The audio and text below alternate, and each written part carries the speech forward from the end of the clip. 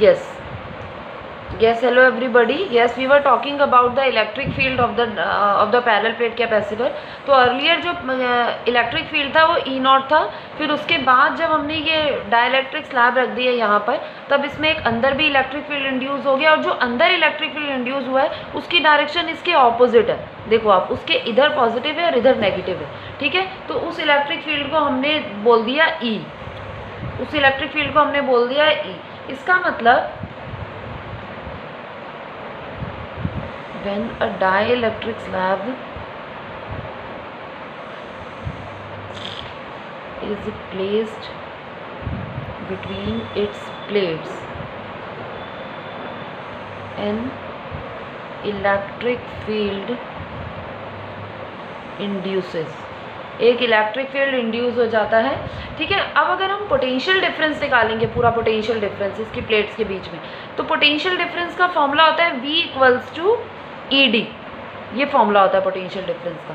तो अगर हम डिस्टेंस को डिवाइड करें दो पार्ट्स में, तो जो हमारी D डिस्टेंस है, ये T जो थिकनेस है, इसके अंदर इलेक्ट्रिक फील्ड कितना होगा. देखो E इलेक्ट्रिक फील्ड इस साइड था, E नॉट.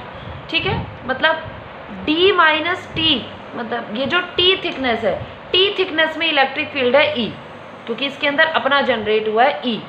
T थिकनेस के अंदर इलेक्ट्रिक फील्ड है E, ET, प्लस जो D माइनस T थिकनेस है, इतना D है, इतना T है, तो बाकी ये जो खाली स्पेस है D माइनस T, इसके अंदर इलेक्ट्रिक फील्ड कितना है, E नॉट है. E नॉट वही जो पहले का इलेक्ट्रिक फील्ड था. इसके अंदर तो पहले वाला इलेक्ट्रिक फील्ड होगा, और जो अंदर इलेक्ट्रिक फील्ड है वो चेंज हो जाएगा E.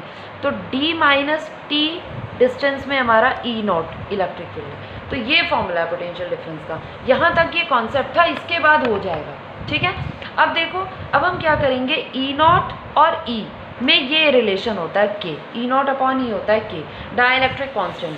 ये फॉर्मूला है, डाइलेक्ट्रिक कांस्टेंट इक्वल्स टू होता है इलेक्ट्रिक फील्ड, जो इनिशियल इलेक्ट्रिक फील्ड है, अपॉन इंड्यूस्ड इलेक्ट्रिक फील्ड. ये फॉर्मूला होता है इसका. ठीक है, तो यहाँ से E की वैल्यू क्या हो जाएगी, E नॉट अपॉन K.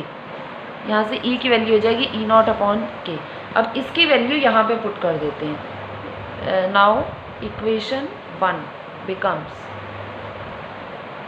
यहाँ पुट करो, V इक्वल्स टू ई के है ना, ये ई टी है, तो E को लिख देंगे E not upon K T plus E not D minus T. E not common ले लेंगे, यहाँ पे बचेगा हमारे पास, E नॉट कॉमन ले लेंगे, यहाँ पे बचेगा हमारे पास T upon K plus D minus T. ठीक है, या फिर हम इसको ऐसे करके लिख देंगे E not D minus T plus T upon K. ठीक है, ये पोटेंशियल डिफरेंस हो गया. ठीक है, अब हम निकालेंगे इलेक्ट्रिक फील्ड. ये पोटेंशियल डिफरेंस आ गया हमारे पास. अब हम निकालेंगे, क्योंकि हमें कैपेसिटेंस निकाला है, अब हम निकालेंगे इलेक्ट्रिक फील्ड. देखो इलेक्ट्रिक फील्ड क्या होगा, इलेक्ट्रिक फील्ड का फॉर्मूला होता है E इक्वल्स टू, किसी भी पैरेलल प्लेट के लिए जो इलेक्ट्रिक फील्ड होता है वो होता है सिग्मा अपॉन एप्सिलॉन नॉट. ये हम पढ़ चुके हैं, सिग्मा अपॉन एप्सिलॉन नॉट. और सिग्मा क्या होता है, Q upon A. Sigma Q upon A होता है, आप लोगों को पता है सरफेस चार्ज डेंसिटी होती है, सिग्मा इक्वल्स टू होता है Q अपॉन A. तो ये Q upon A epsilon not बन गया. अब फिर से पोटेंशियल पे आ जाओ, V इक्वल्स टू क्या होता है, E नॉट. ये E नॉट की वैल्यू पुट करो जो अभी हमने V निकाला था, साथ में D minus T plus T upon K, T upon K. ठीक है, ये V आ गया. अब कैपेसिटेंस पे आ जाओ. अब कैपेसिटेंस का फॉर्मूला क्या होता है, C equals to Q upon V. This is the formula of capacitance. तो Q अपॉन V की जगह पे ये पुट करो, Q upon A epsilon naught D minus T plus T upon K. Q से Q कैंसिल हो गया, A epsilon naught ऊपर चला जाएगा, epsilon not A upon D minus T plus T upon K. ये C हो गया. ठीक है, अब हम इसमें क्या करेंगे, epsilon not A upon D minus, इन दोनों में ना, इन दोनों टर्म्स में T कॉमन ले लेंगे, T. तो यहाँ पे क्या बचेगा 1, और ये माइनस का कॉमन ले लिया तो ये प्लस हो गया, ये माइनस हो गया. और यहाँ पे अगर हम T कॉमन ले लेंगे 1 upon K, D minus T 1 minus 1 upon K. ये C हो गया. अब क्या करेंगे हम, इस पूरे में से ना, इस पूरे में से D कॉमन ले लेंगे. ऐसा हम इसलिए कर रहे हैं, अभी आपको पता चल जाएगा क्यों कर रहे हैं. ठीक है, D कॉमन ले लेंगे अभी. तो यहाँ पे क्या बचेगा 1, यहाँ पे D अपॉन में आ जाएगा. ठीक है, अब देखो ये क्या है, epsilon not A upon D. ये इनिशियल कैपेसिटेंस है। अभी हमने सबसे स्टार्टिंग में लिखा था इनिशियल कैपेसिटेंस सी नॉट, और ये आ गया हमारा।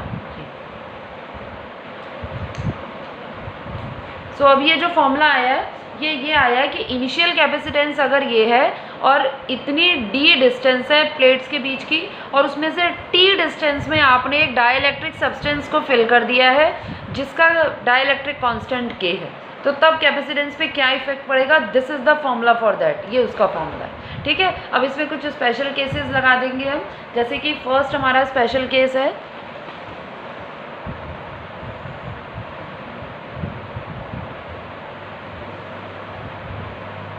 फर्स्ट स्पेशल केस है हमारा T इक्वल्स टू डी।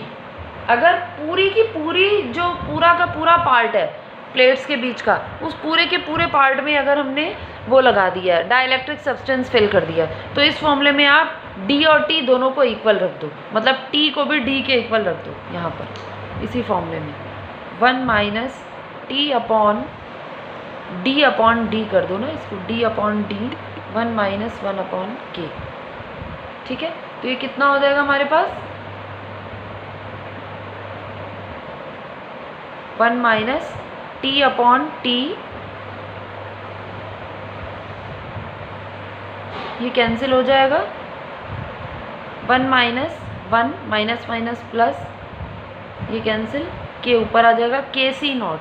तो हमारा जो कैपेसिटेंस है वो इनिशियल कैपेसिटेंस का के टाइम्स हो जाएगा। यानी कि अगर हमने किसी पैरेलल प्लेट कैपेसिटर के प्लेट्स के बीच के पूरे मीडियम में अगर हमने कोई डाइलेक्ट्रिक सब्सटेंस डाल दिया है तो जो कैपेसिटेंस है वो बढ़ जाएगा। कितना बढ़ जाएगा, उसके डाइलेक्ट्रिक कांस्टेंट के टाइम्स बढ़ जाएगा। जैसे अगर किसी सब्सटेंस का डाइलेक्ट्रिक कांस्टेंट 2 है, ठीक है, और आपने उसको भर दिया प्लेट्स के बीच में, तो उसका अगर पहले कैपेसिटेंस 10 है तो अब कितना हो जाएगा, 20 हो जाएगा। ये मतलब हो गया इसका के टाइम्स। इसका मतलब अगर किसी पैरेलल प्लेट कैपेसिटर के कैपेसिटेंस को अगर हमें बढ़ाना है तो हमें क्या करना पड़ेगा, उसके बीच में क्या रख देना पड़ेगा, डाइलेक्ट्रिक सब्सटेंस रख देंगे।